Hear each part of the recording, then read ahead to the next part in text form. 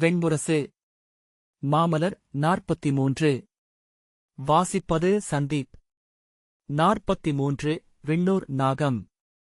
படைக்களத்திலிருந்து திரும்பும்போதே நகுஷன் பிறிதொருவனாக மாறிவிட்டிருந்தான். அவன் உடலுக்குள் மற்றொருவர் நுழைந்துவிட்டதைப் போல நோக்கும் சொல்லும் மட்டுமல்ல, நடையும் உடலசைவுகளும் கூட நுட்பமாக மாற்றமடைந்திருந்தன. அரண்மனை முற்றத்தில் தேரிறங்கிய அவனைக் கண்டதுமே பத்மனின் விழிகளில் திகைப்பு தோன்றி மறைந்தது.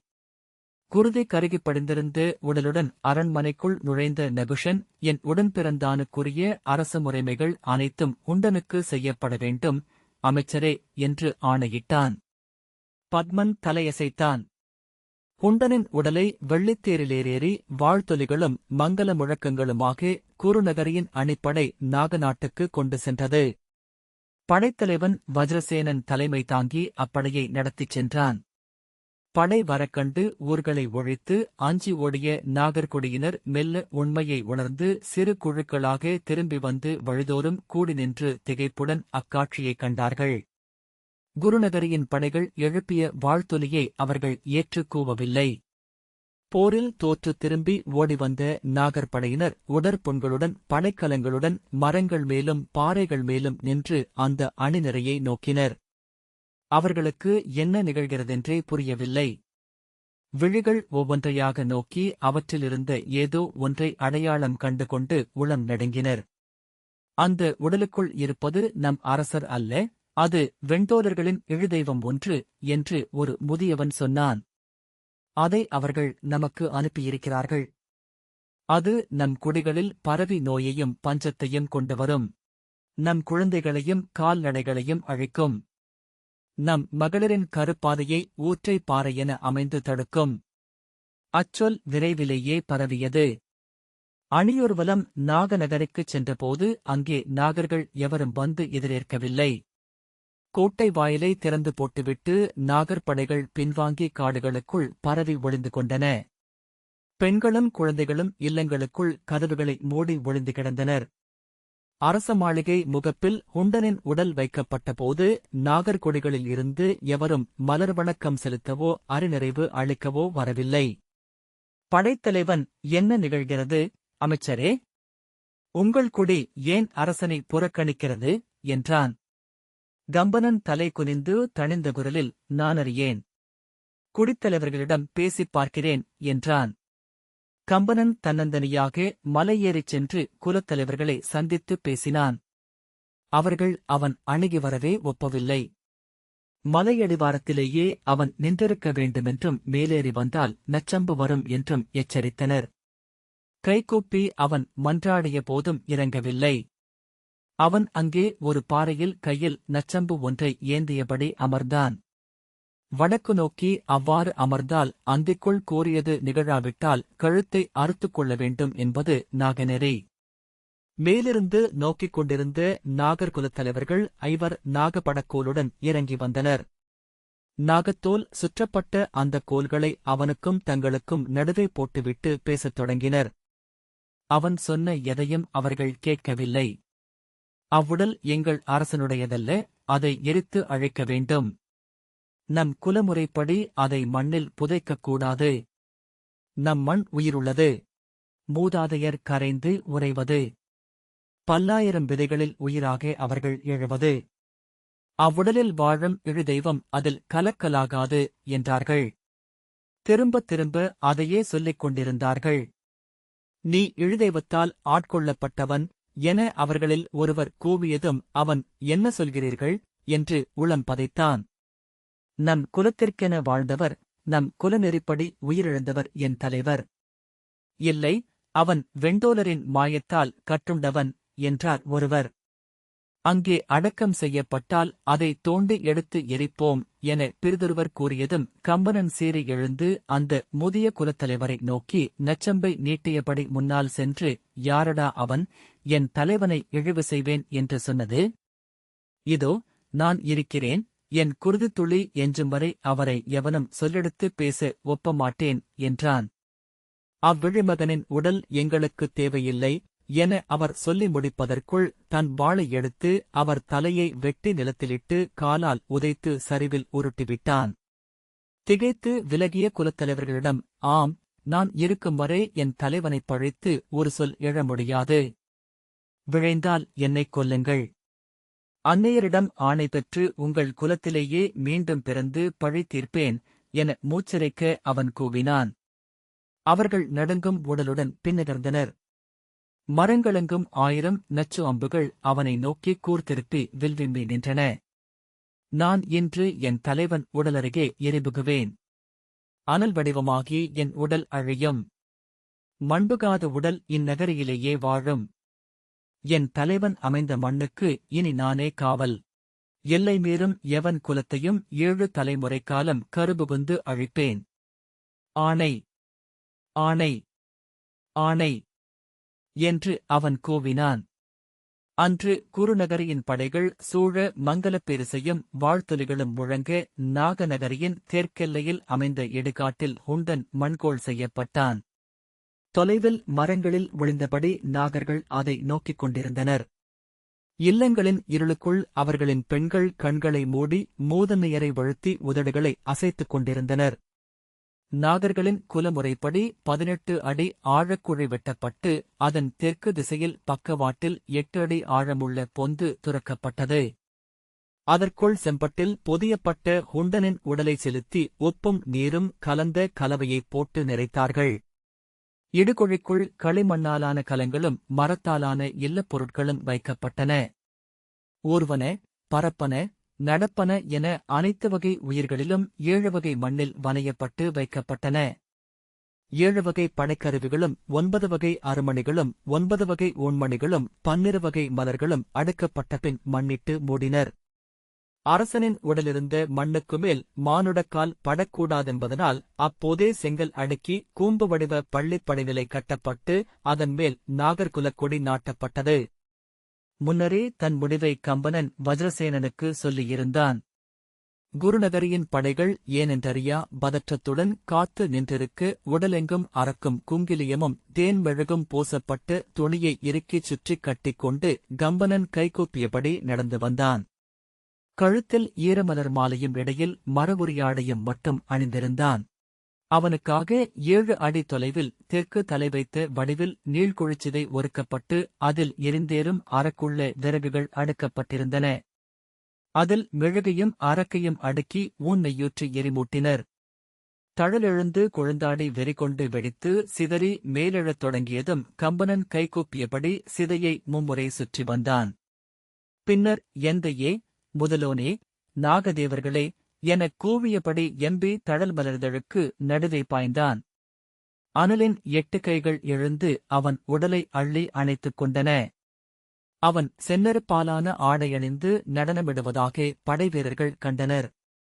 எரிபுகுந்தோன் வாழ்க, நிலைபேறு கொண்டோன் வாழ்க என அவர்கள் குரலெழுப்பினர். பின்னர் எரிநிலை கொண்டு நீலச்சுடர்பீடம் மீது நின்றாடலாயிற்று. 41ஆம் நாள் குருநகரியிலிருந்து நகுஷன் தன் படைகளுடனும் அமைச்சர்களுடனும் நாகநகருக்கு வந்தபோது அங்கே நாகர்கள் எவரும் இருக்கவில்லை. அந்நகரை அப்படியே கைவிட்டுவிட்டு அவர்கள் மேலும் வடகிழக்காக நகர்ந்து சென்று காடுகளுக்குள் ஊர்களை அமைத்துக் கொண்டிருந்தனர்.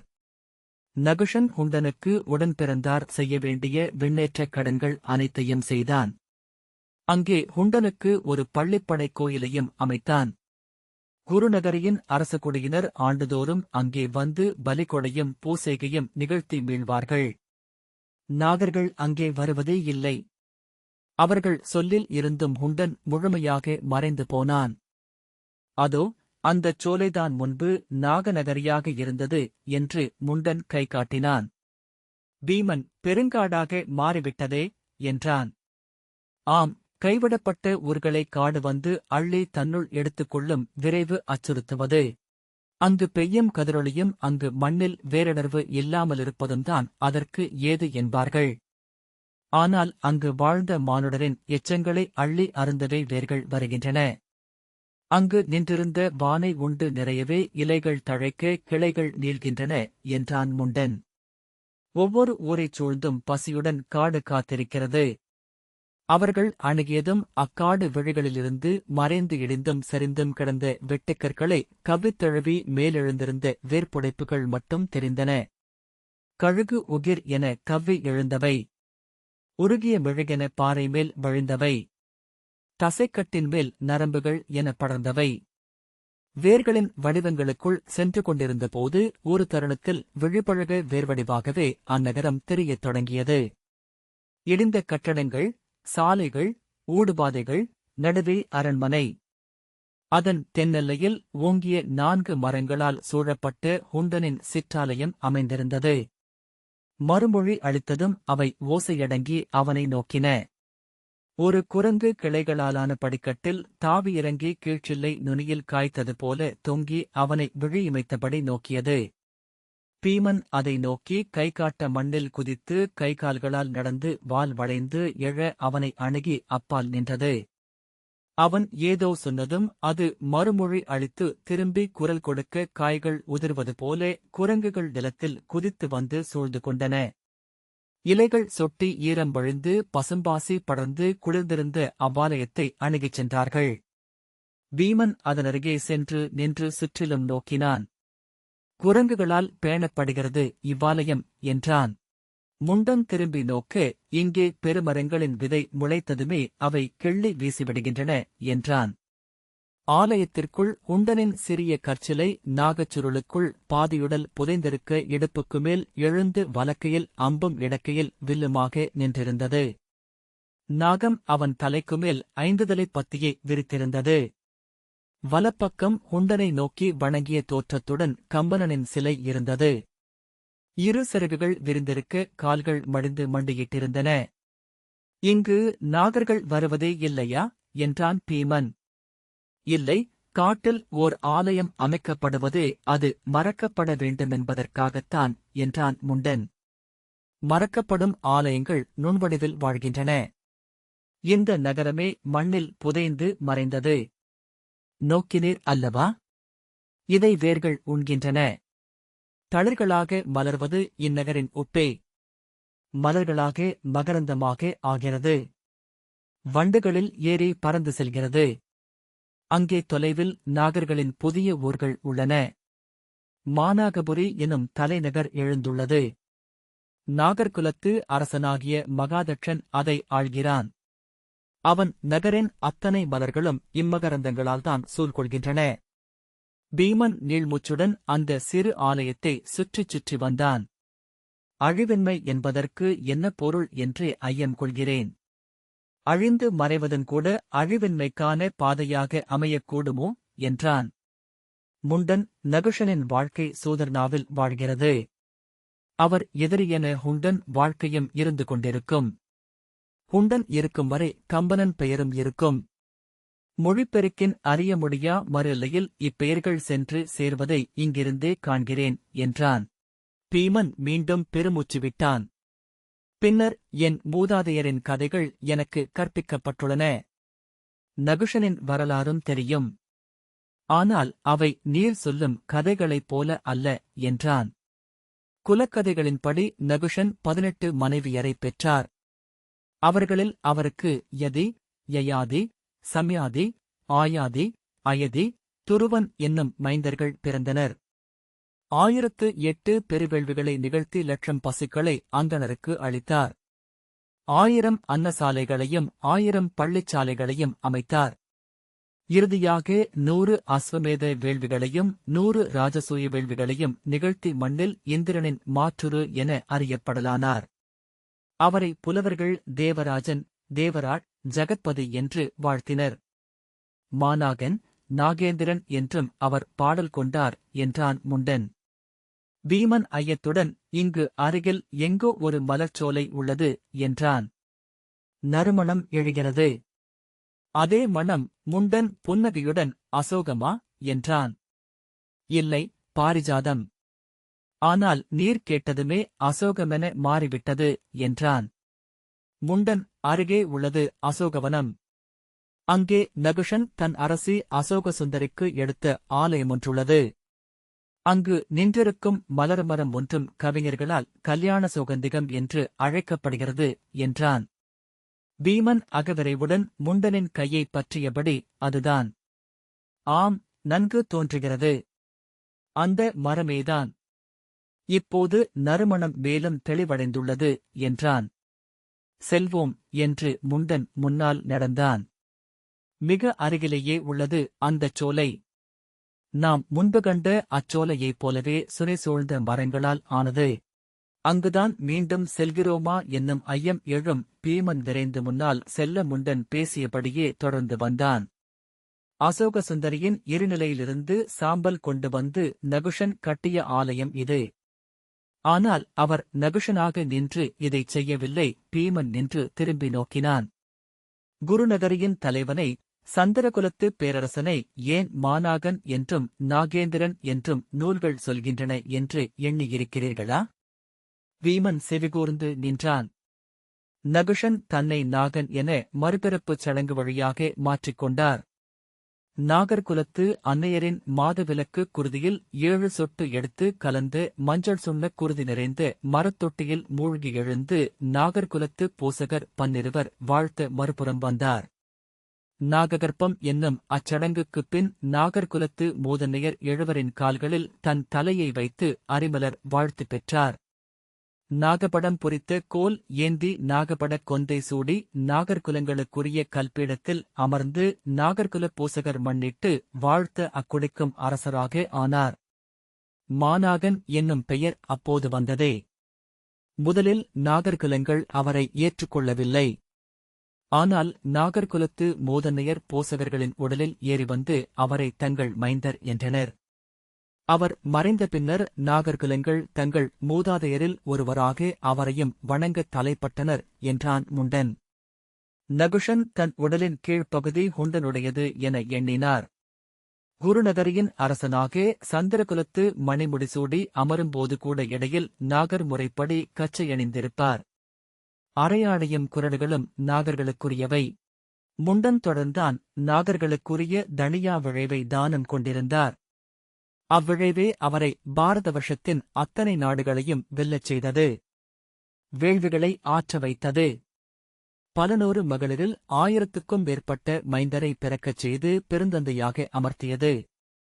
மறுசொல் கேட்க விழையா பெருஞ்சினம் கொண்டிருந்தார். பிறர் எவரும் இல்லாத தனிமையின் உலகில் வாழ்ந்தார். தன்னை காலமெனச் சூழ்ந்திருந்த அனைத்துக்கும் மேல் தலை தூக்கி மலைமுடியென அனைத்தையும் நோக்கி அமைதி கொண்டிருந்தார். ஆகவேதான் அவரை இந்திரன் என்றாக்கினர் விண்ணவர். விருத்திரனை வென்ற இந்திரன் அக்கொலையின் பழிக்கு அஞ்சி பிரம்மனிடம் சென்று பழிநிகர் செய்வதெப்படி என வினவினான். பழிகள் உடலில் படிவதில்லை, உள்ளத்திலேயே நிறைகின்றன. உன் உள்ளத்தை உதிர்த்து பிரிதொன்றென ஆக்கிக்கொள் என்றார் பிரம்மன். அதெப்படி என்றான் இந்திரன். இமயத்தின் உச்சியில் உள்ளது மானச சரோவரம். அங்கு செல்க. அந்நீருக்குள் மூழ்கி 1000 ஆண்டுகாலம் தவம் செய்க. நீ தொட்டதுமே அந்த நீர்ப்பெருக்கு அலை கொந்தளிக்கும். அங்கு அமர்ந்து ஒவ்வொரு அலையாக அடங்கவை. நீ இருப்பதையே அறியாமல் நீர்ப்பரப்பு ஆகும்போது முற்றிலும் உளமழிந்திருப்பாய். பின்னர் உன் உள்ளத்தை மீட்டெடு என்றார் பிரம்மன்.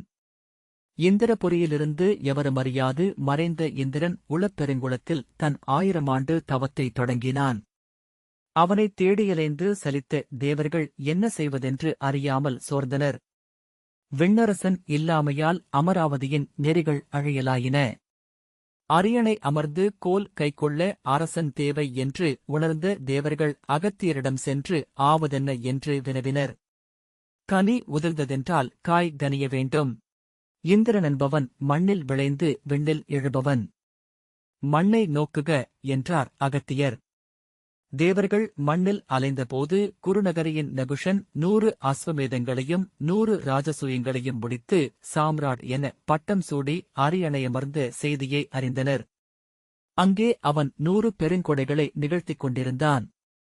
அதை அவன் நிகழ்த்தி முடித்தானென்றால் அவன் இந்திரநிலைக்கு உரியவனாவான் என்று உணர்ந்தனர். விண்ணுலகுக்கு மீண்டு அகத்தியரிடம், மாமுனிவரே, குருநகரியின் அரசன் மட்டுமே இந்திரநிலைக்கு அணுக்கமானவன். ஆனால் அவன் பாதியுடல் நாகன். அதனால்தான் 2 திசைகளில் விசை கொண்டு வந்து ஒன்றாகிய பெருநதி அவன் என்றனர். தேவர்களே, மண்ணில் எந்த நாகனும் பேரரசன் ஆக முடியவில்லை. ஷத்திரியன் என்பதனால் அந்த தடை கடந்த மாநாகன் நகுஷன். எந்த ஷத்திரியனும் தேவனாக முடியவில்லை. நாகனென்று உளம் விரிந்து அவன் நம்மை நோக்கி எழுகிறான். ஒன்றை பிறிதொன்றால் நிரப்பி அவன் வெண்பாதையில் அணுகிக் கொண்டிருக்கிறான். அதுவே இங்கு வரும் வழி போலும். அவனையே அரசனென்றாக்குக என்றார் அகத்தியர். அவரை வணங்கி மீண்டனர் தேவர். கொடை முழுமை அடைந்து நகுஷன் தன் அரியணையில் அமர்ந்தபோது விண்ணிலிருந்து மலர்மழை பெய்யத் தொடங்கியது. பொன்னிற வெண்வில் ஒன்று இறங்கி நகுஷனின் அரண்மனையைத் தொட்டது. அவன் உடல் ஒளிப்பட்ட மணி என சுடர்விட்டது. காலெடுத்து வைத்தபோது அவனால் ஒளியை படியாக்கி ஏற முடிந்தது. தன் தந்தை ஆயுஸ் அளித்து உடைவாளை அவன் இடையிலணிந்திருந்தான். புரூரவசின் மணிமுடியை தலையில் சூடியிருந்தான். குடிகள் வாழ்த்திக் கூவ மங்கல இசை முழங்க அவன் காற்றிலேறி ஒளிகொண்டிருந்த முகில்களுக்குள் மறைந்தான். விண்ணகர் புகுந்த நகுஷன் அமராவதியை அடைந்தபோது தேவர்களும் கந்தர்வர்களும் கிம்புருடர்களும் கிண்ணறர்களும் திரளாக நின்று வாழ்த்தொலி எழுப்பி வரவேற்று அழைத்துச் சென்றனர். அமராவதியின் நடுவே எழுந்த இந்திரனின் மாளிகையாகிய வைஜெயந்தத்தில் அமைந்த சுதர்மை என்னும் அவையின் மையமென சுடர்ந்த அரியணையில் அவனை அமரச் செய்தனர். இந்திரன் சூடியிருந்த செந்தழல் முடியை அவன் தலையில் அணிவித்தனர். மின்னற் கொடியாலான செங்கோலை கையில் அளித்தனர். கல்பகமரமும் காமதேனுவும் ஐராவதமும் வியோமயானமும் உச்சேசிரவமும் அவனுக்கு உரியனவாயின. அமுதத்தை உணவெனக் கொண்டு ரம்பை, ஊர்வசி, திலோத்தமை போன்ற தேவமகளிரின் கலைகளில் கழித்து அவன் அங்கே வாழ்ந்தான். அஸ்வினி தேவரும் தன்வந்தரியும் அவனுக்கு பணிவிடை செய்தனர். அகத்தியர் உள்ளிட்ட முனிவர் வாழ்த்தளித்தனர். கிழக்குத் திசை அவன் கோலால் ஆளப்பட்டது. விண்மகளிர் அனைவருடனும் காமத்திலாடினான் நகுஷன். அவன் நெஞ்சு சலிப்புற்றாலும் இடை மேலும் மேலுமென எழுந்தது. நீங்கள் ஒரு நாகம் என்று அவனுடன் இருந்த மகளிர் சினந்தும் சலித்தும் சிரித்தும் சொன்னார்கள். ஆம், நான் என்னை தொடர்பவர்களை, நான் ஊறும் மண்ணை, பறக்கும் விண்ணை வீசிச் சொடுக்கும் சவக்கு. அவ்விசையால் முன்னகர்கிறேன் என்றான். நிகரின்மை என்பதல்லாமல் எதனாலும் அமைய மாட்டேன் என்று அறிக. இனி எஞ்சுவதென்ன என்று மட்டுமே என்னிடம் சொல்க என்றான். அவன் தன்முனைப்பும் தன்னைக் கடந்த வேட்கையும் தேவர்களை முதலில் அச்சுறுத்தின. பின்னர் அவர்கள் கசப்பு கொண்டனர். தாழ முடியாமலான போது தங்களைத் தாங்களே நொந்து கொண்டு துயர் சூடினர். ஒருநாள் நகுஷேந்திரனின் அவைக்கு வந்த நாரதரிடம் அவன் சொல்க, எஞ்சியுள்ளது என்ன எனக்கு என்றான். மண்ணில் ஏதுமில்லை என்றார் நாரதர். விண்ணில் என்றான் நகுஷன். விண்ணிலும் பெரும்பாலும் ஏதுமில்லை என்றார். அவ்வண்ணமென்றால் ஒன்று எஞ்சியிருக்கிறது அல்லவா? சொல்க, அது என்ன என்றான். நாரதர், இந்திரன் இந்திராணியுடன் அல்லவா அவையமர வேண்டும் என்றார். நகுஷன் அதைக் கேட்டதுமே திகைத்து எழுந்து, ஆம், அவ்வாறுதான் தொல்கதைகள் சொல்கின்றன. எங்கே என் அரசி என்றான். அழைத்து வருக அவளை என் அவைக்கு என ஆணையிட்டான். அவையில் இருந்த தேவர்கள் பதற்றத்துடன், அரசே, அது முறையல்ல, இந்திராணி வடபுதத்தில் தன் தவக்குடிலில் தனித்து நோன்பிருக்கிறாள். கணவன் திரும்பி வருவதற்காக தெய்வங்களை வழிபடுகிறாள் என்றார்கள். அவள் என் தேவியாக வேண்டும். அதுவே முறை. அவளை அழைத்து வருக என்றான் நகுஷன். அரசே, இந்திரன் இன்னும் அழியவில்லை. எங்கோ அவர் இருக்கையில் துணைவி அவருக்காக ஆற்றியிருந்தாக வேண்டும் என்றார் சனத்குமாரர். இந்திரனின் அரியணையில் அமர்ந்தவனே இந்திரன். இந்திரனுக்கு துணைவியாக அமர்பவளே இந்திராணி. அவளுக்கு முந்தைய கணம் என ஒன்று இருக்கலாகாது என்று நகுஷன் சொன்னான். ஆம், ஆனால் அவள் உள்ளத்தில் அவள் கணவன் இன்னும் அழியவில்லை. அது இந்திரன் எங்கோ இந்திரனாகவே உள்ளான் என்பதையே காட்டுகிறது. அவன் அவளுக்குள் இருக்கும் வரை அவள் உங்கள் துணைவியாக ஆகஸ்ட் முடியாது என்றார் சனகர். அவ்வண்ணமென்றால் அவள் அவனை மீட்டுக் கொண்டு வர விழைகிறாள். என் இந்திரநிலையை அழைக்கவே தவமிருக்கிறாள். அதை நான் எப்படி ஒப்ப முடியும் என்று நகுஷன் சொன்னான். அழைத்து வருக அவளை. அவள் மறுத்தால் இழுத்து வருக என தன் ஏவல் பணி செய்த கந்தர்வர்களிடம் ஆணையிட்டான். தன்வந்திரி பெருஞ்சினத்துடன் விரும்பாத பெண்ணை இழுத்து வரச் சொல்லி ஆணையிடுவது அரசனின் முறைமையா என்று கூவ நாரதர் பெருவிழைவே இந்திரன் என்னும் நிலை. இதை அறிய மாட்டீரா என்றார். அவரை சில கணங்கள் உற்று நோக்கியபின் முனிவர் மெல்ல தணிந்து, ஆம், அதன் வழியை அதுவே தேர்க என தலை குனிந்து தனக்குள் என சொல்லிக் கொண்டார். இந்த வாசிப்பை கேட்டதற்கு நன்றி.